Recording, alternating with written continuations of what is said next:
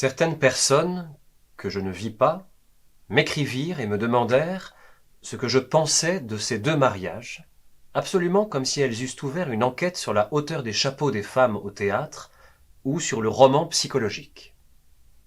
Je n'eus pas le courage de répondre à ces lettres. De ces deux mariages, je ne pensais rien, mais j'éprouvais une immense tristesse, comme quand deux parties de votre existence passée, amarrées auprès de vous et sur lesquelles on fonde peut-être paresseusement au jour le jour quelque espoir inavoué, s'éloignent définitivement, avec un claquement joyeux de flammes, pour des destinations étrangères comme deux vaisseaux. Pour les intéressés eux-mêmes, ils eurent à l'égard de leur propre mariage une opinion bien naturelle, puisqu'il s'agissait non des autres, mais d'eux. Ils n'avaient jamais eu assez de raillerie pour ces grands mariages fondés sur une tare secrète.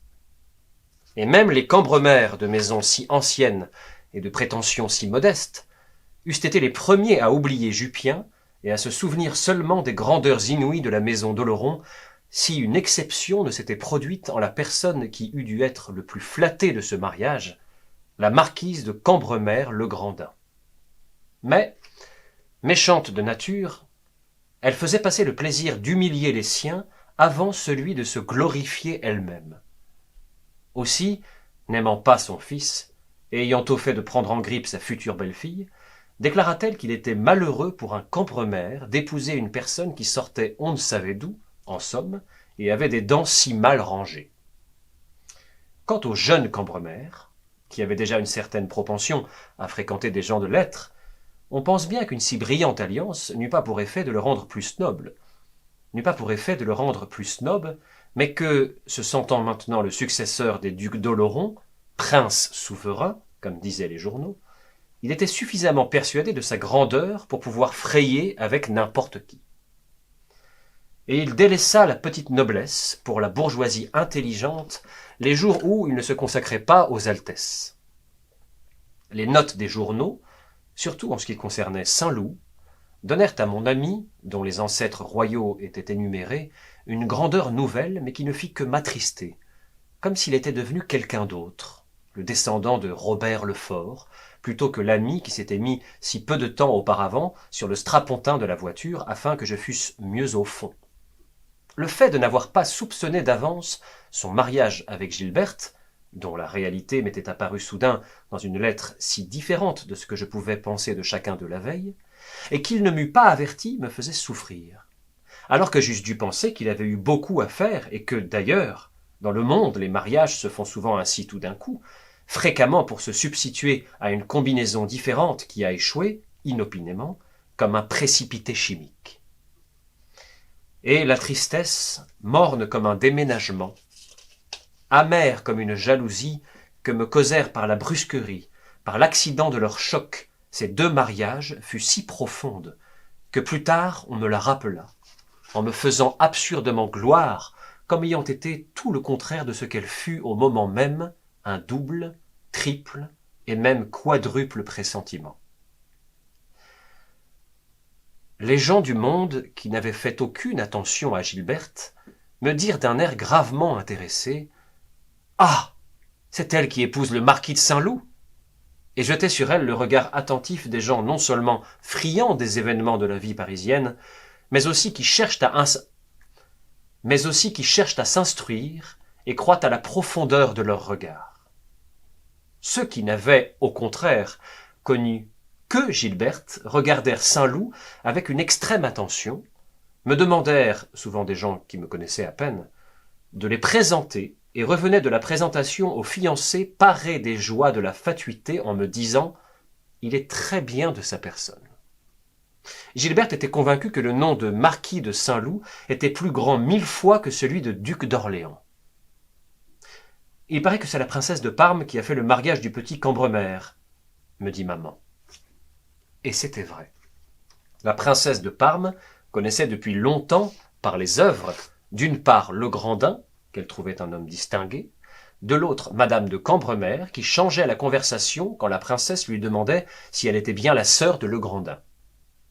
La princesse savait le regret qu'avait madame de Cambremer d'être restée à la porte de la haute société aristocratique, où personne ne la recevait.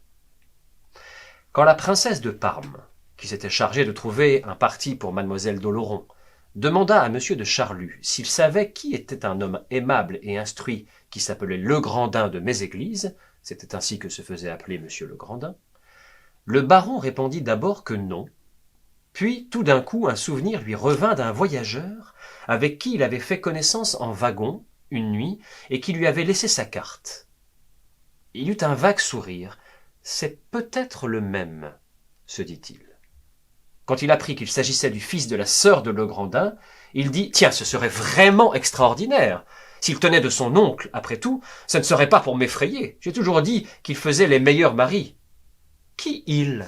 demanda la princesse. « Oh, madame, je vous expliquerai bien si nous nous voyions plus souvent. Avec vous, on peut causer.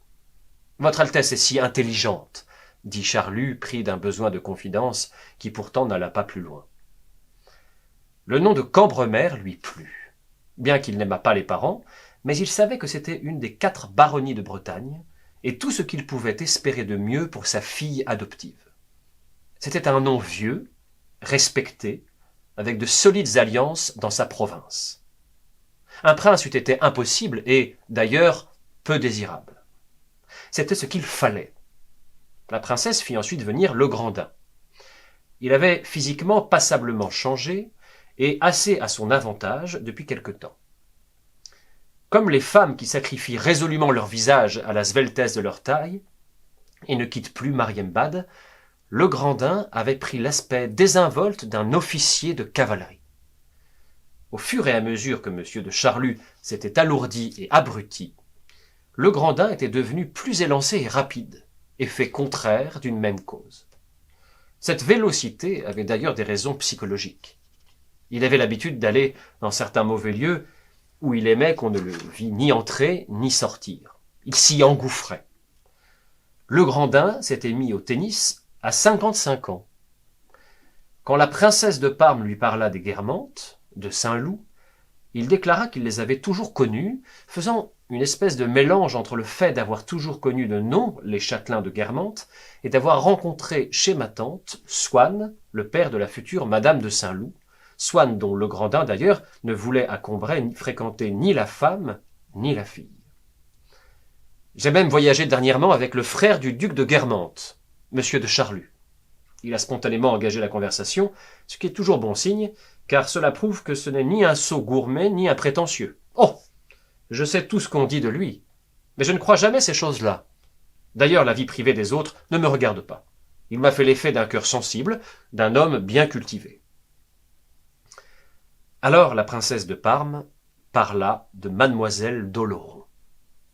Dans le milieu des Guermantes, on s'attendrissait sur la noblesse de cœur de M. de Charlus qui, bon comme il avait toujours été, faisait le bonheur d'une jeune fille pauvre et charmante.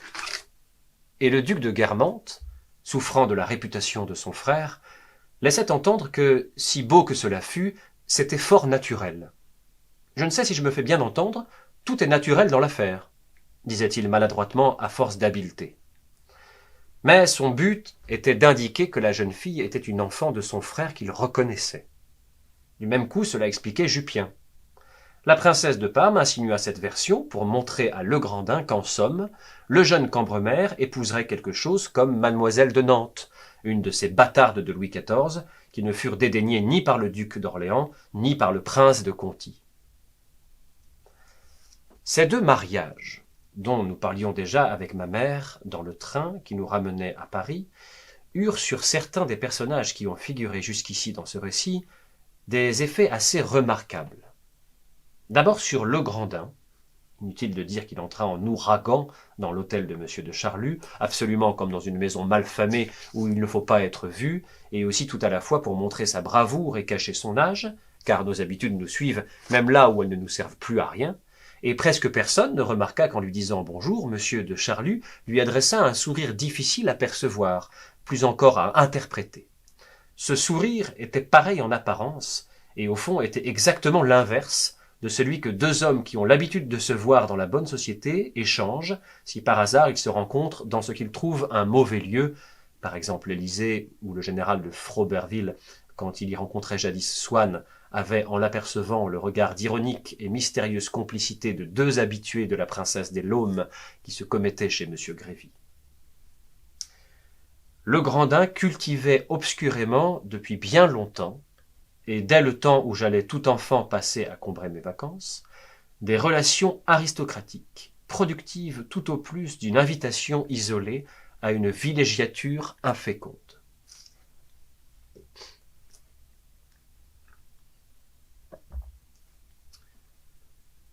Tout à coup, le mariage de son neveu étant venu rejoindre entre eux ces tronçons lointains, Legrandin eut une situation mondaine à laquelle rétroactivement ses relations anciennes avec des gens qui ne l'avaient fréquenté que dans le particulier, mais intimement, donnèrent une sorte de solidité. Des dames à qui on croyait le présenter racontaient que depuis 20 ans, il passait 15 jours à la campagne chez elles, et que c'était lui qui leur avait donné le plus beau baromètre ancien. Des dames à qui on croyait le présenter racontaient que depuis 20 ans, il passait 15 jours à la campagne chez elles, et que c'était lui qui leur avait donné le beau baromètre ancien du petit salon. Il avait par hasard été pris dans des groupes où figuraient des ducs qui lui étaient apparentés. Or, dès qu'il eut cette situation mondaine, il cessa d'en profiter. Ce n'est pas seulement parce que, maintenant qu'on le savait reçu, il n'éprouvait plus de plaisir à être invité. C'est que des deux vices qui se l'étaient longtemps disputés, le moins naturel, le snobisme, cédait la place à un autre moins factice, puisqu'il marquait du moins une sorte de retour, même détourné, vers la nature. Sans doute, ils ne sont pas incompatibles, et l'exploration d'un faubourg peut se pratiquer en quittant le raout d'une duchesse.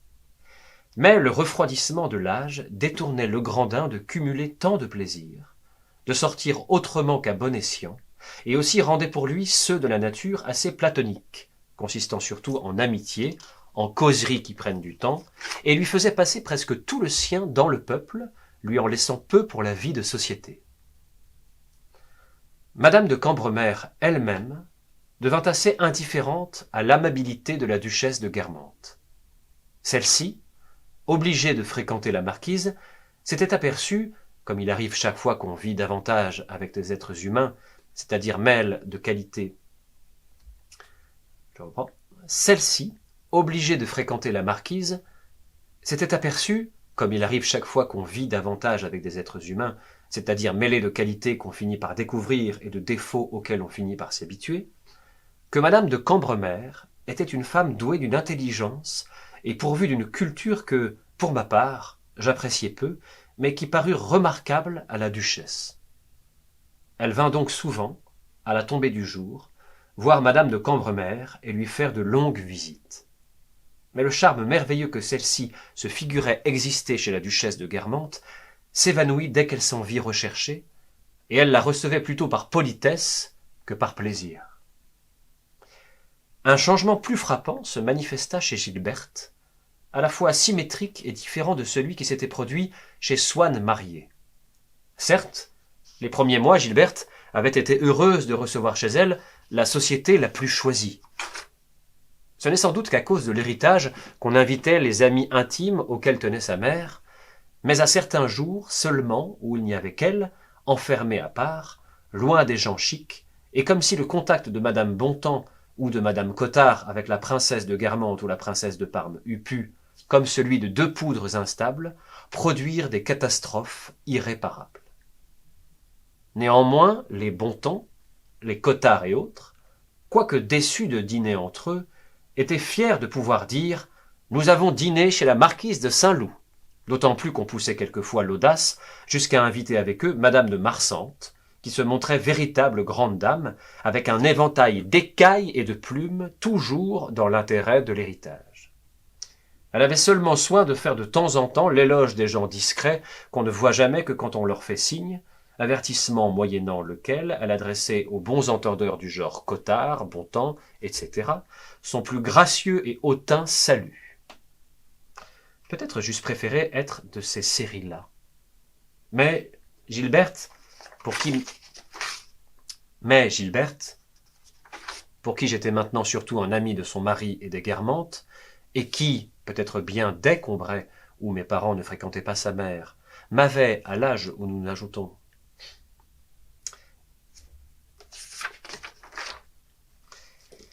mais Gilberte, pour qui j'étais maintenant surtout un ami de son mari et des Guermantes, et qui, peut-être bien dès Combray, où mes parents ne fréquentaient pas sa mère, m'avait, à l'âge où nous n'ajoutons pas seulement tel ou tel avantage aux choses, mais où nous les classons par espèces, doués de ce prestige qu'on ne perd plus ensuite, considérait ces soirées-là comme indignes de moi, et quand je partais me disait « J'ai été très contente de vous voir, mais venez plutôt après-demain, vous verrez ma tante Guermantes, Madame de Poix. » Aujourd'hui, c'étaient des amis de maman pour faire plaisir à maman.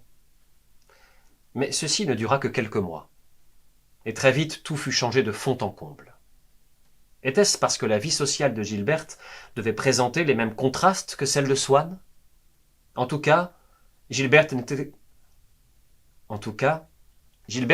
que depuis peu de temps marquise de Saint-Loup, et bientôt après, comme on le verra, duchesse de Guermantes, que, ayant atteint ce qu'il y avait de plus éclatant et de plus difficile, elle pensait que le nom de Saint-Loup s'était maintenant incorporé à elle comme un émail mordoré, et que, qui qu'elle fréquentât, désormais elle resterait pour tout le monde marquise de Saint-Loup, ce qui était une erreur, car la valeur d'un titre de noblesse, aussi bien que de bourse, monte quand on le demande et baisse quand on l'offre.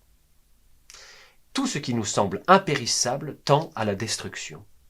Une situation mondaine, tout comme autre chose, n'est pas créée une fois pour toutes, mais, aussi bien que la puissance d'un empire, se reconstruit à chaque instant par une sorte de création perpétuellement continue, ce qui explique les anomalies apparentes de l'histoire mondaine ou politique au cours d'un demi-siècle. La création du monde n'a pas eu lieu au début. Elle a lieu tous les jours. La marquise de Saint-Loup se disait « Je suis la marquise de Saint-Loup ». Elle savait qu'elle avait refusé la veille 3 dîners chez des duchesses. Mais si, dans une certaine mesure, son nom relevait le milieu aussi peu aristocratique que possible,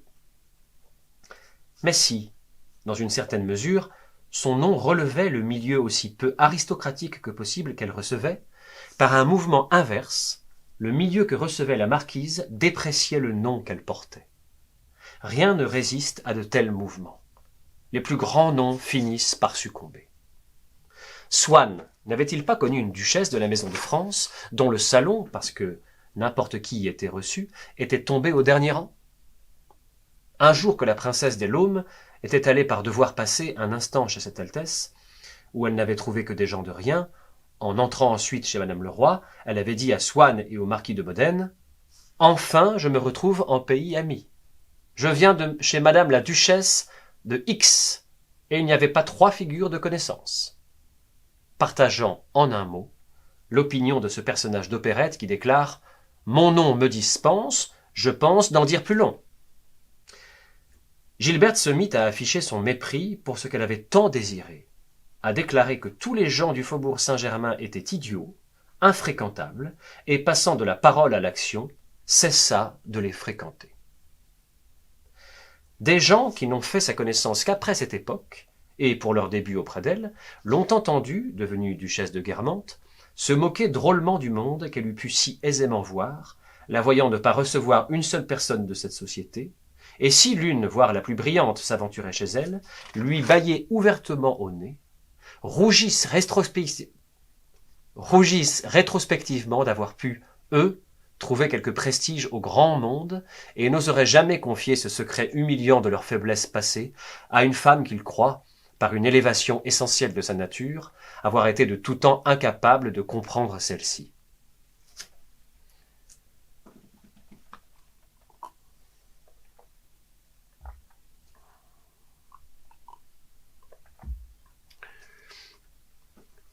Ils l'entendent railler avec tant de verve les ducs, et la voix, chose plus significative, mettre si complètement sa conduite en accord avec ses railleries. Sans doute ne songe-t-il pas à rechercher les causes de l'accident qui fit de mademoiselle Swann, mademoiselle de Forcheville. Sans doute ne songe-t-il pas à rechercher les causes de l'accident qui fit de mademoiselle Swann, mademoiselle de Forcheville, et de mademoiselle de Forcheville, la marquise de Saint-Loup, puis la duchesse de Guermantes. Peut-être ne songe-t-il pas non plus que cet accident ne servirait pas moins par ses effets que par ses causes, a expliqué l'attitude ultérieure de Gilberte, la fréquentation des roturiers n'étant pas tout à fait conçue de la même façon qu'elle l'eût été par mademoiselle Swann, par une dame à qui tout le monde dit « Madame la Duchesse », et ces duchesses qui l'ennuient « ma cousine ».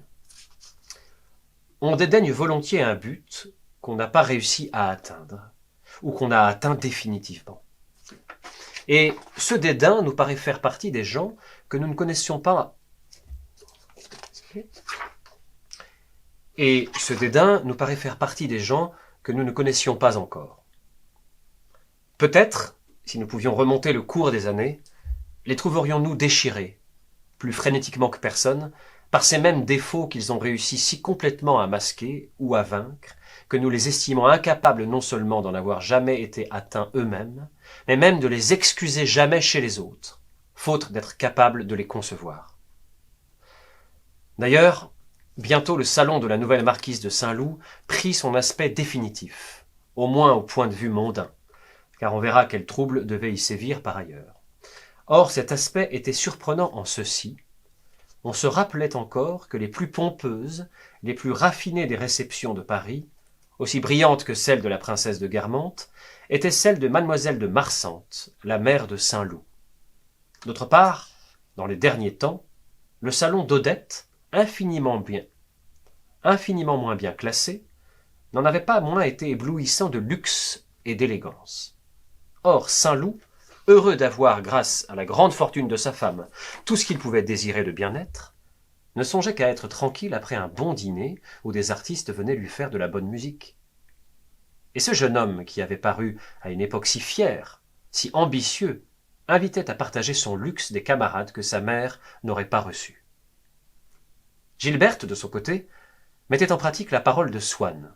« La qualité m'importe peu, mais je crains la quantité. » Et Saint-Loup, fort à genoux devant sa femme, et parce qu'il l'aimait et parce qu'il lui devait précisément ce luxe extrême, n'avait garde de contrarier ses goûts si pareils aux siens.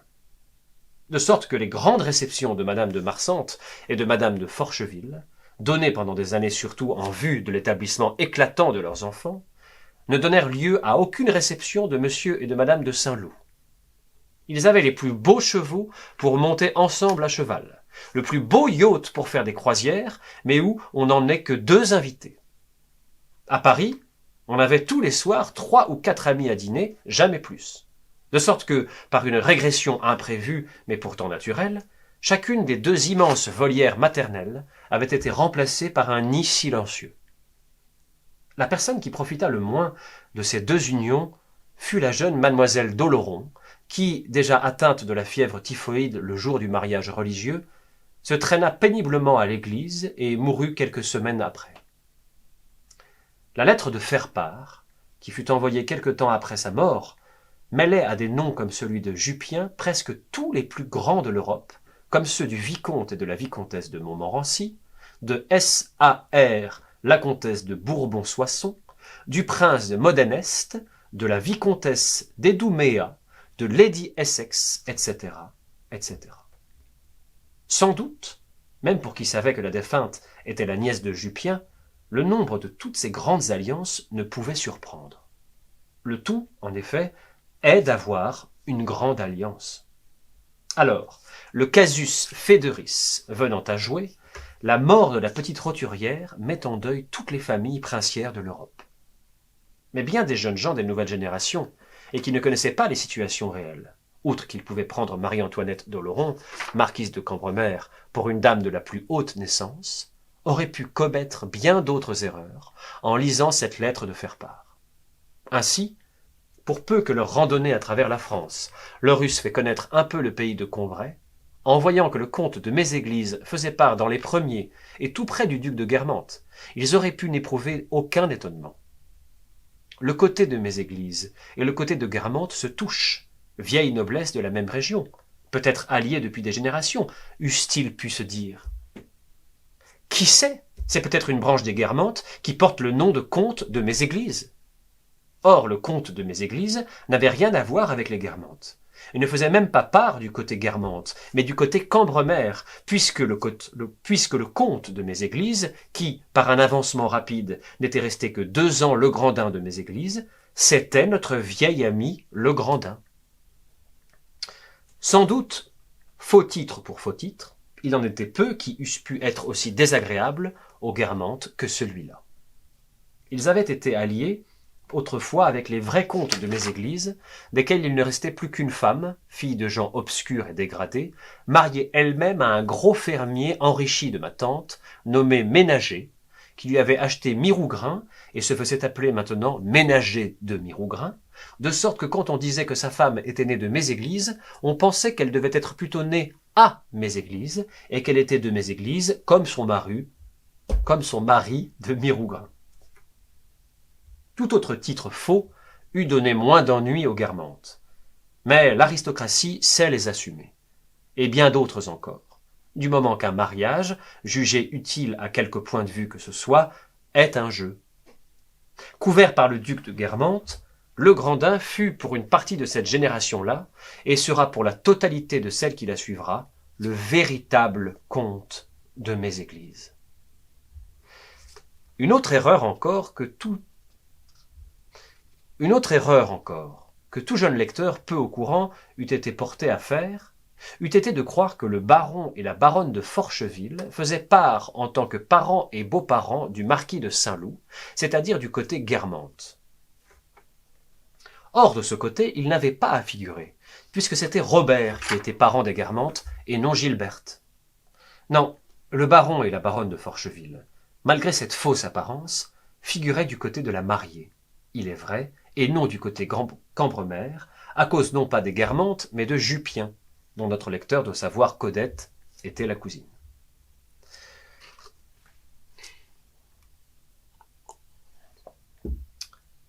Toute la faveur de M. de Charlus s'était portée dès le mariage de sa fille adoptive sur le jeune marquis de Cambremer. Les goûts de celui-ci, qui étaient pareils à ceux du baron, du moment qu'il n'avait pas empêché qu'il le choisît pour mari de mademoiselle d'Oloron, ne firent naturellement que lui faire apprécier davantage quand il fut veuf. Ce n'est pas que le marquis n'eût d'autres qualités qui en faisaient un charmant compagnon pour M. de Charlus.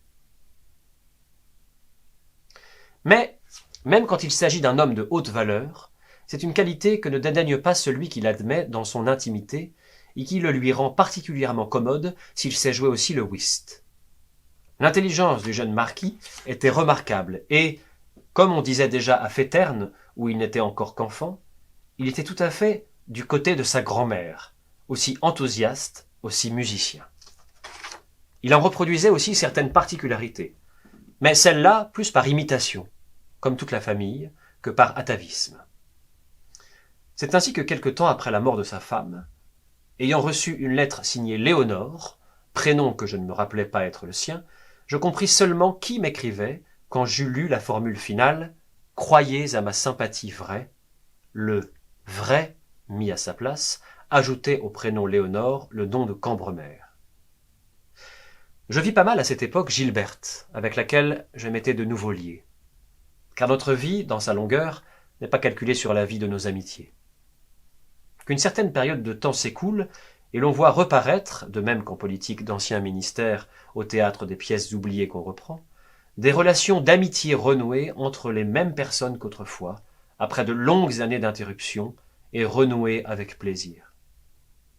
Au bout de 10 ans, les raisons que l'un avait de trop aimer, l'autre de ne pouvoir supporter un trop exigeant despotisme, ces raisons n'existent plus. La convenance seule subsiste. Et tout ce que Gilberte m'eût refusé autrefois, ce qui lui avait semblé intolérable, impossible, elle me l'accordait aisément, sans doute parce que je ne le désirais plus. Sans que nous nous fussions jamais dit la raison du changement, si elle était toujours prête à venir à moi, jamais pressée de me quitter, c'est que l'obstacle avait disparu. Mon amour. J'allais d'ailleurs passer un peu plus tard quelques jours à Tansonville. Le déplacement me gênait assez, car j'avais à Paris une jeune fille qui couchait dans le pied-à-terre que j'avais loué. Comme d'autres de l'arôme des forêts ou du murmure d'un lac, j'avais besoin de son sommeil près de moi la nuit, et le jour de la voir toujours à mon côté dans la voiture. Car un amour a beau s'oublier, il peut déterminer la forme de l'amour qui le suivra. Déjà, au sein même de l'amour précédent, des habitudes quotidiennes existaient, et dont nous Déjà, au sein même de l'amour précédent, des habitudes quotidiennes existaient et dont nous ne nous rappelions pas nous-mêmes l'origine. C'est une angoisse d'un premier jour qui nous avait fait souhaiter passionnément, puis adopter d'une manière fixe, comme les coutumes dont on a oublié le sens, ses retours en voiture jusqu'à la demeure même de l'aimé, ou sa résidence dans notre demeure, notre présence ou celle de quelqu'un en qui nous avons confiance, dans toutes ces sorties, toutes ces habitudes, sortes de grandes voies uniformes par où passe chaque jour notre amour et qui furent fondues jadis dans le feu volcanique d'une émotion ardente. Mais ces habitudes survivent à la femme, même au souvenir de la femme. Elles deviennent la forme, sinon de tous nos amours, du moins de certains de nos amours qui alternent entre eux. Et ainsi ma demeure avait exigé, en souvenir d'Albertine oubliée, la présence de ma maîtresse actuelle, que je cachais aux visiteurs et qui remplissait ma vie comme jadis Albertine. Et pour aller à Tansonville, je dus obtenir d'elle qu'elle se laissât garder par un de mes amis qui n'aimait pas les femmes pendant quelques jours. J'avais appris que Gilberte était malheureuse, trompée par Robert, mais pas de la manière que tout le monde croyait, que peut-être elle-même croyait encore, qu'en tout cas elle disait. Opinion que justifiait l'amour-propre, le désir de tromper les autres, de se tromper soi-même, la connaissance d'ailleurs imparfaite des trahisons, qui est celle de tous les êtres trompés, d'autant plus que Robert, en vrai neveu de M. de Charlus, s'affichait avec des femmes qu'il compromettait, que le monde croyait et qu'en somme Gilberte supposait être ses maîtresses. On trouvait même dans le monde qu'il ne se gênait pas assez, ne lâchant pas d'une semelle dans les soirées telle femme qu'il ramenait ensuite, laissant Madame de Saint-Loup rentrer comme elle pouvait. Qui eût dit que l'autre femme qu'il compromettait ainsi n'était pas en réalité sa maîtresse, eût passé pour un naïf, aveugle devant l'évidence, mais j'avais été malheureusement aiguillé vers la vérité qui me fit une peine infinie, par quelques mots échappés à Jupien. Quelle n'avait pas été ma stupéfaction quand, étant allé, quelques mois avant mon départ pour Tansonville, prendre des nouvelles de M. de Charlus, chez lequel certains troubles cardiaques s'étaient manifestés non sans causer de grandes inquiétudes, et parlant à Jupien, que j'avais trouvé seul, d'une correspondance amoureuse adressée à Robert et signée Bobette que Madame de Saint-Loup avait surprise, j'avais appris par l'ancien factotum du baron que la personne qui signait Bobette n'était autre que le violoniste qui avait joué un si grand rôle dans la vie de M. de Charlus. Jupien n'en parlait pas sans indignation. Le garçon pouvait agir comme bon lui semblait, il était libre. Mais s'il y a un côté où il n'aurait pas dû regarder, c'est le côté du neveu du baron. D'autant plus que le baron aimait son neveu comme son fils. Il a cherché à désunir le mariage. Il a cherché à désunir le ménage. C'est honteux. Et il a fallu qu'il y mette des ruses diaboliques. Car personne n'était plus opposé de nature à ces choses-là que le marquis de Saint-Loup. A-t-il fait assez de folie pour ses maîtresses? Non que ce misérable musicien ait quitté le baron comme il l'a quitté, salement, on peut bien le dire, c'était son affaire. Mais se tourner vers le neveu, il y a des choses qui ne se font pas. Jupien était sincère dans son indignation. Chez les personnes dites immorales, les indignations morales sont tout aussi fortes que chez les autres et changent seulement un peu d'objet. De plus, les gens dont le cœur n'est pas directement en cause, jugeant toujours les liaisons à éviter, les mauvais mariages, comme si on était libre de choisir ce qu'on aime, ne tiennent pas compte du mirage délicieux que l'amour projette et qui enveloppe si entièrement et si uniquement la personne dont on est amoureux que la sottise que fait un homme en épousant une cuisinière ou la maîtresse de son meilleur ami est, en général, le seul acte poétique qu'il accomplisse au cours de son existence. Je compris qu'une séparation avait failli se produire entre Robert et sa femme, sans que Gilberte se rendît bien compte encore de quoi il s'agissait, et que c'était Madame de Marsante, mère aimante, ambitieuse et philosophe, qui avait arrangé, imposé la réconciliation. Elle faisait partie de ces milieux où le mélange des sangs qui vont se recroisant sans cesse et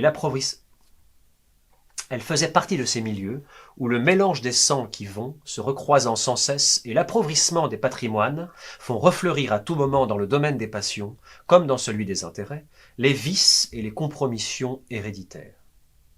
Avec la même énergie qu'elle avait autrefois protégé Madame Swann, elle avait aidé le mariage de la fille de Jupien, et faisait celui, avec la même énergie qu'elle avait autrefois protégé madame Swann, elle avait aidé le mariage de la fille de Jupien, et fait celui de son propre fils avec Gilberte, usant ainsi pour elle-même, avec une résignation douloureuse, de cette même sagesse atavique dont elle faisait profiter tout le faubourg. Et peut-être en avait-elle à un certain moment bâclé le mariage de Robert avec Gilberte, ce qui lui avait certainement donné moins de mal et coûté moins de pleurs que de le faire rompre avec Rachel, que dans la peur qu'il ne commençât avec une autre cocotte, ou peut-être avec la même, car Robert fut long à oublier Rachel, un nouveau collage qui eût peut-être été son salut. Maintenant, je comprenais ce que Robert avait voulu me dire chez la princesse de Guermantes. C'est malheureux que ta petite amie de Balbec n'ait pas la fortune exigée par ma mère. Je crois que nous nous serions bien entendus tous les deux. Il avait voulu dire qu'il était de Gomorrhe comme lui de Sodome, ou peut-être, s'il n'en était pas encore, ne goûtait-il plus que les femmes qu'il pouvait aimer d'une certaine manière et avec d'autres femmes. Gilberte aussi eût pu me renseigner sur Albertine. Si donc, sauf de rares retours en arrière, j'en avais perdu la curiosité de rien savoir sur mon amie, j'aurais pu interroger sur elle non seulement Gilberte, mais son mari. Et en somme, c'était le même fait qui nous avait donné à Robert et à moi le désir d'épouser Albertine, à savoir qu'elle aimait les femmes. Mais les causes de notre désir, comme ses buts aussi, étaient opposées. Moi, c'était par le désespoir où j'avais été de l'apprendre. Robert, par la satisfaction. Moi pour l'empêcher, grâce à une surveillance perpétuelle, de s'adonner à son goût. Robert pour le cultiver et pour la liberté qu'il lui laisserait afin qu'elle lui amenât des amis. Si Jupien faisait ainsi remonter à très peu de temps la nouvelle orientation, si divergente de la primitive, qu'avaient prise les goûts charnels de Robert, une conversation que j'eus avec Aimée et qui me rendit fort malheureux, me montra que l'ancien maître d'hôtel de Balbec faisait remonter cette divergence, cette inversion, beaucoup plus haut. L'occasion de cette conversation avait été quelques jours que j'avais été passé à Balbec, où Saint-Loup lui-même était venu avec sa femme que, dans cette première phase, il ne quittait d'un seul pas. J'avais admiré comme l'influence de Rachel se faisait encore sentir sur Robert. Un jeune marié qui a eu longtemps une maîtresse,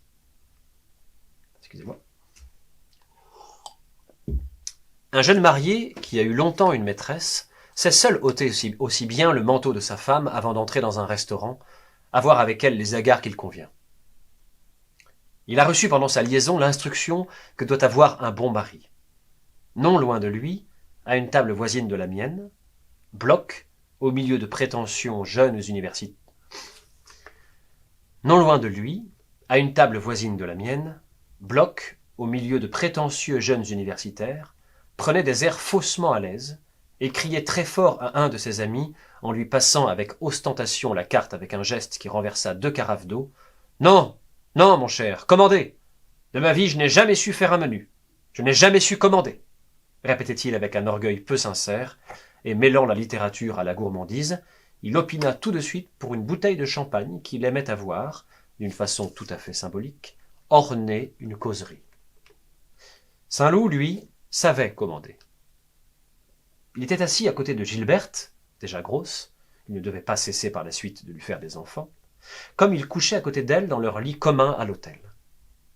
Il ne parlait qu'à sa femme, le reste de l'hôtel n'avait pas l'air d'exister pour lui.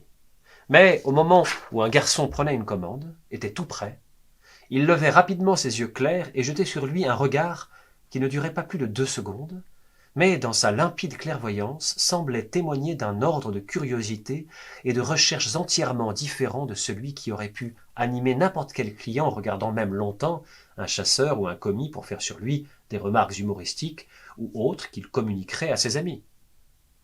Ce petit regard court, en apparence désintéressé, montrant que le garçon l'intéressait en lui-même, révélait à ceux qui l'eussent observé que cet excellent mari, cet amant jadis passionné de Rachel, avait dans sa vie un autre plan, et qui lui paraissait infiniment plus intéressant que celui sur lequel il se mouvait par devoir.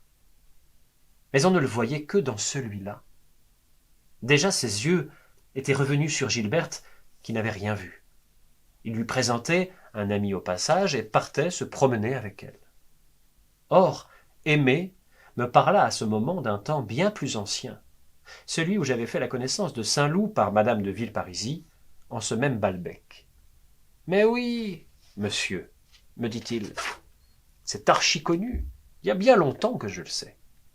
La première année que monsieur était à Balbec, monsieur le marquis s'enferma avec mon liftier, sous prétexte de développer des photographies de madame la grand-mère de monsieur. Le petit voulait se plaindre. Nous avons eu toutes les peines du monde à étouffer la chose.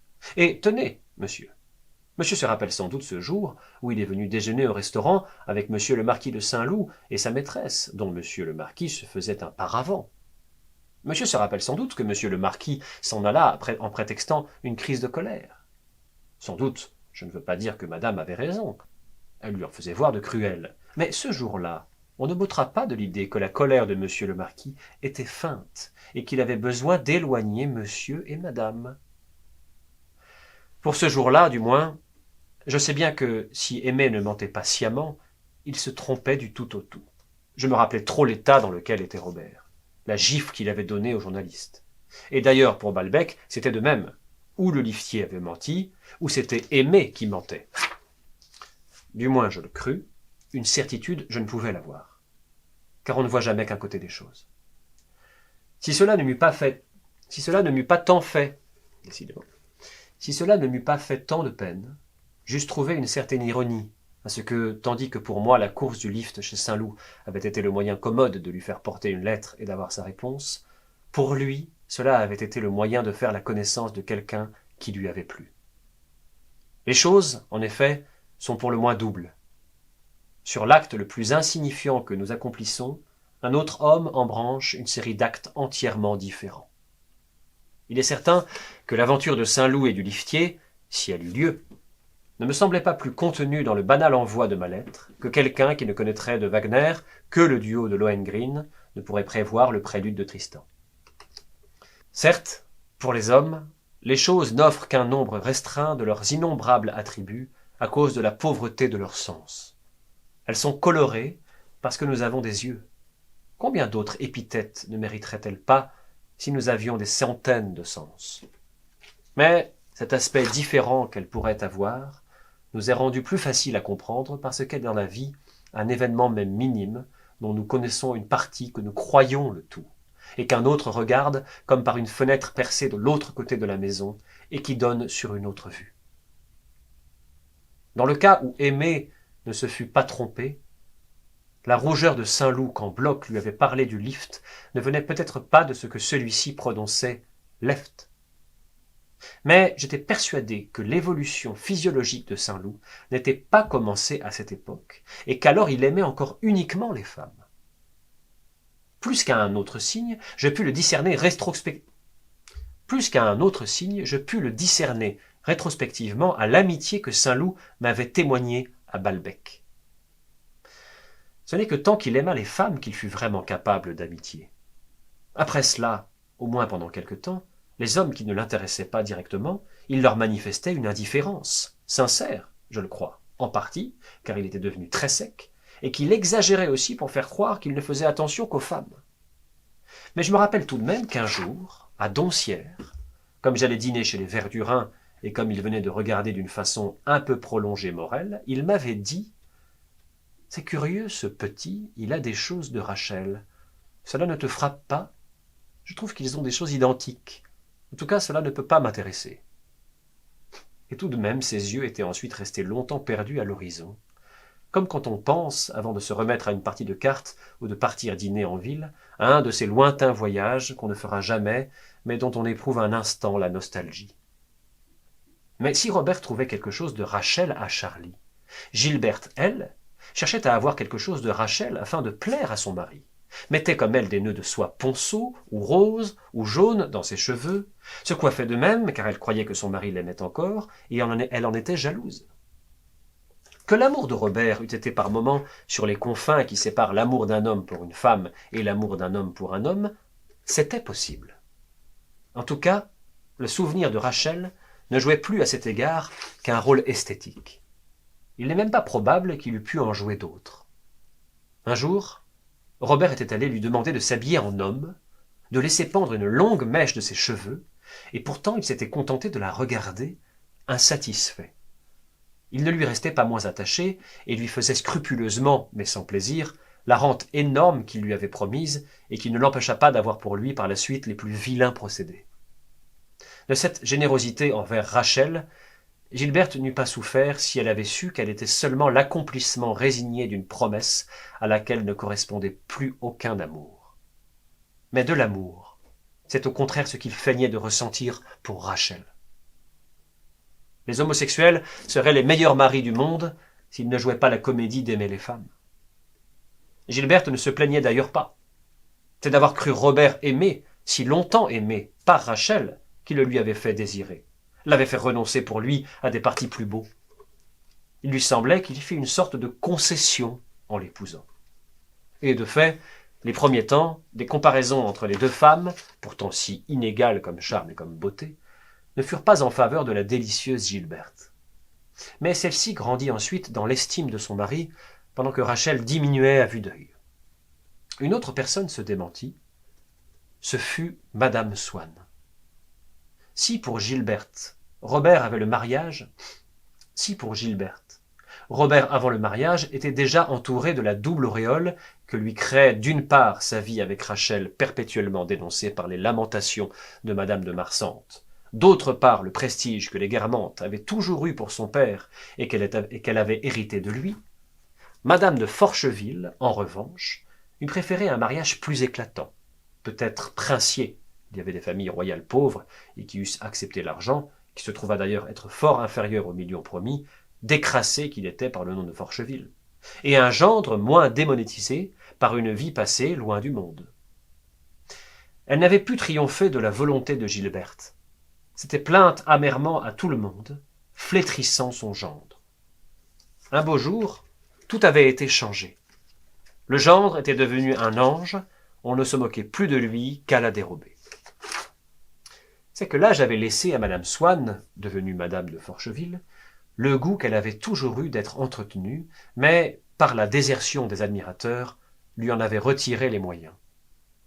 Elle souhaitait chaque jour un nouveau collier, une nouvelle robe brochée de brillants, une plus luxueuse automobile, mais elle avait peu de fortune, Forcheville ayant presque tout mangé, et quel ascendant israélite gouvernait en cela Gilberte? Elle avait une fille adorable, mais affreusement avare, comptant l'argent à son mari et naturellement bien plus à sa mère. Or, tout à coup, le protecteur, elle l'avait flairé, puis trouvé en Robert. Qu'elle ne fût plus de la première jeunesse était de peu d'importance aux yeux d'un gendre qui n'aimait pas les femmes. Tout ce qu'il demandait à sa belle-mère, c'était d'aplanir telle ou telle difficulté entre lui et Gilberte, d'obtenir d'elle le consentement qu'il fit un voyage avec Morel. Odette s'y était-elle employée qu'aussitôt un magnifique rubis l'en récompensait. Pour cela, il fallait que Gilberte fût plus généreuse envers son mari. Odette le lui prêchait avec d'autant plus de chaleur que c'était elle qui devait bénéficier de la générosité. Ainsi, grâce à Robert, pouvait-elle, au seuil de la cinquantaine, d'aucuns disaient de la soixantaine, éblouir chaque table où elle allait dîner, chaque soirée où elle paraissait, d'un luxe inouï sans avoir besoin d'avoir comme autrefois un ami qui maintenant n'eût plus casqué, voire marché. Aussi était-elle entrée pour toujours, semblait-il, dans la période de la chasteté finale, et elle n'avait jamais été aussi élégante.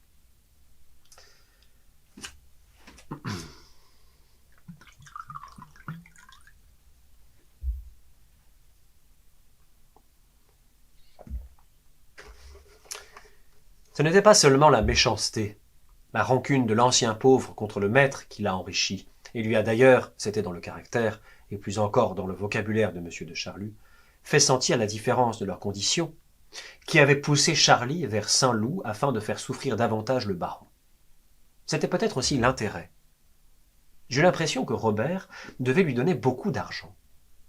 Dans une soirée où j'avais rencontré Robert avant que je ne partisse pour Combray, et où la façon dont il s'exhibait à côté d'une femme élégante qui passait pour être sa maîtresse, où il s'attachait à elle, ne faisant qu'un avec elle, enveloppé en public dans sa jupe, me faisait penser, avec quelque chose de plus nerveux, de plus tressautant, à une sorte de répétition involontaire d'un geste ancestral que j'avais pu observer chez M. de Charlus, comme enrobé dans les atours de Madame Molé ou d'une autre, bannière d'une cause gynophile qui n'était pas la sienne, mais qu'il aimait, bien que sans droit à l'arborer ainsi, soit qu'il la trouvât protectrice ou esthétique.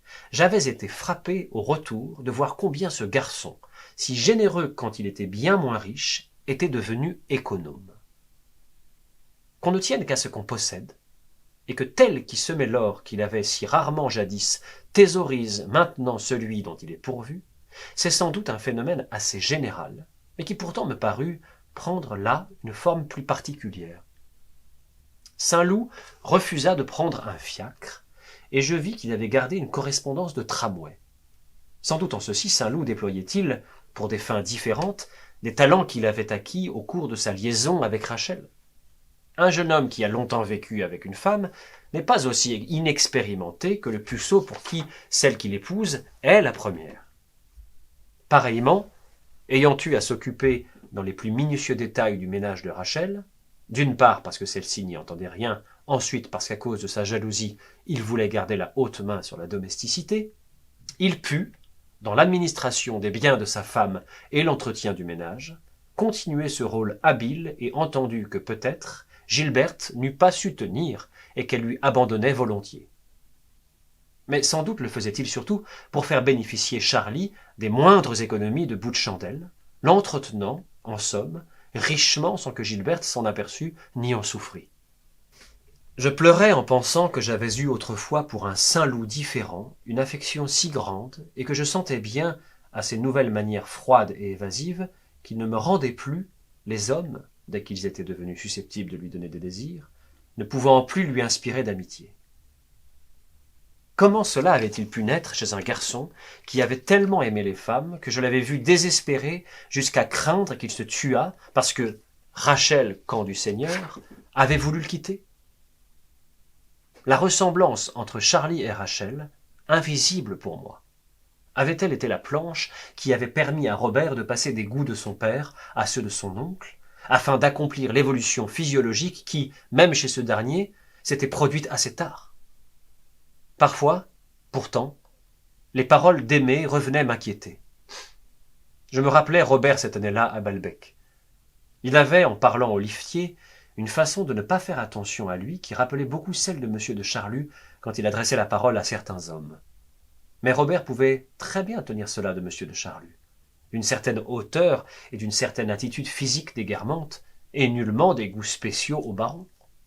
C'est ainsi que le duc de Guermantes, qui n'avait aucunement ses goûts, avait la même manière nerveuse que M. de Charlus de tourner son poignet comme s'il crispait autour de celui-ci une manchette de dentelle, et aussi dans la voix des intonations pointues et affectées, toute manière auxquelles chez M. de Charlus on eût été tenté de donner une autre signification, auquel il en avait donné une autre lui-même, l'individu exprimant ses particularités à l'aide de traits impersonnels et ataviques qui ne sont peut-être d'ailleurs que les particularités anciennes fixées dans le geste et dans la voix.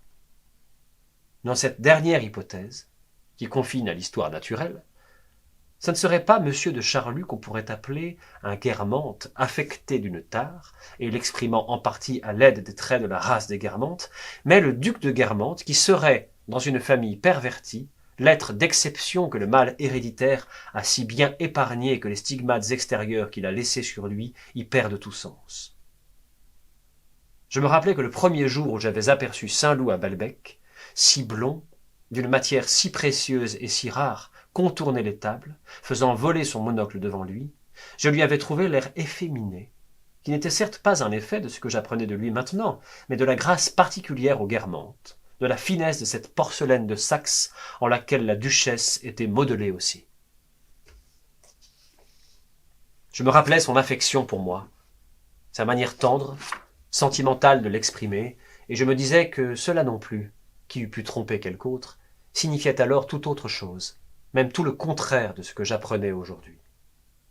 Mais de quand cela datait-il? Si c'était de l'année où j'étais retourné à Balbec, comment n'était-il pas venu une seule fois voir le lift? Ne m'avait-il jamais parlé de lui? Et quant à la première année, Comment eût-il pu, et quant à la première année, comment eût-il pu faire attention à lui, passionnément amoureux de Rachel, comme il l'était alors? Cette première année-là, j'avais trouvé Saint-Loup particulier, comme étaient les vrais Guermantes. Or, il était encore plus spécial que je ne l'avais cru. Mais ce dont nous n'avons pas eu l'intuition directe, ce que nous avons appris seulement par d'autres, nous n'avons plus aucun moyen, l'heure est passée de le faire savoir à notre âme. Ces communications avec le réel sont fermées. Aussi ne pouvons-nous jouir de la découverte, il est trop tard. Du reste, de toute façon, pour que j'en puisse jouir spirituellement, celle-là me faisait trop de peine. Sans doute, depuis ce que m'avait dit M. de Charlus chez Mme Verdurin à Paris, je ne doutais plus que le cas de Robert ne fût celui d'une foule d'honnêtes gens, et même pris parmi les plus intelligents et les meilleurs. L'apprendre de n'importe qui m'eût été indifférent, de n'importe qui excepté de Robert. Le doute que me laissaient les paroles d'Aimée ternissait toute notre amitié de Balbec et de Doncières. Et bien que je ne crusse pas à l'amitié, ni en avoir jamais véritablement éprouvé pour Robert, en repensant à ces histoires du lift et du restaurant où j'avais déjeuné avec Saint-Loup et Rachel, j'étais obligé de faire un effort pour ne pas pleurer.